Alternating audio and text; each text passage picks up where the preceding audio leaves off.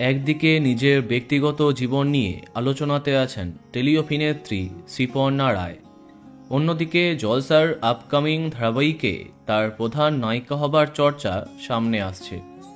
আগের বছরই ধুমধাম করে বিয়ে করেছিলেন টেলি অভিনেত্রী শ্রীপর্ণা রায়। বছর ঘুরতেই স্বামীর সাথে মনোমালিন্যের কথা সামনে আসছে, যদিও এইসব নিয়ে এখনও সরাসরি কোনো কিছু জানাননি তিনি। এদিকে তাকে নিয়ে সামনে এলো বড় সুখবর।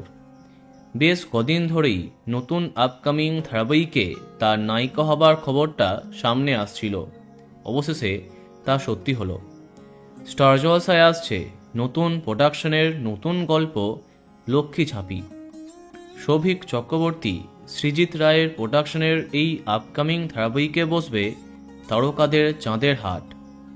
খবর অনুযায়ী এই ধারাবাহিকে প্রধান চরিত্রে সৌরভ চক্রবর্তী এবং শুভস্মিতা মুখার্জিকে দেখা যাবার কথা।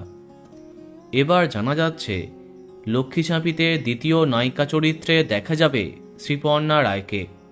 হ্যাঁ, তেমনই শোনা যাচ্ছে। সম্প্রতি সংবাদ মাধ্যমে একথা স্বীকার করেছেন তিনি। তাহলে গাঁটছড়ার পরে আবার জলসার হাত ধরেই ফিরছেন টেলি অভিনেত্রী শ্রীপর্ণা রায়।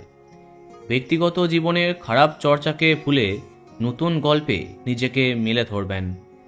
তো বন্ধুরা, কে কে এক্সাইটেড কমেন্টে জানাতে পারো।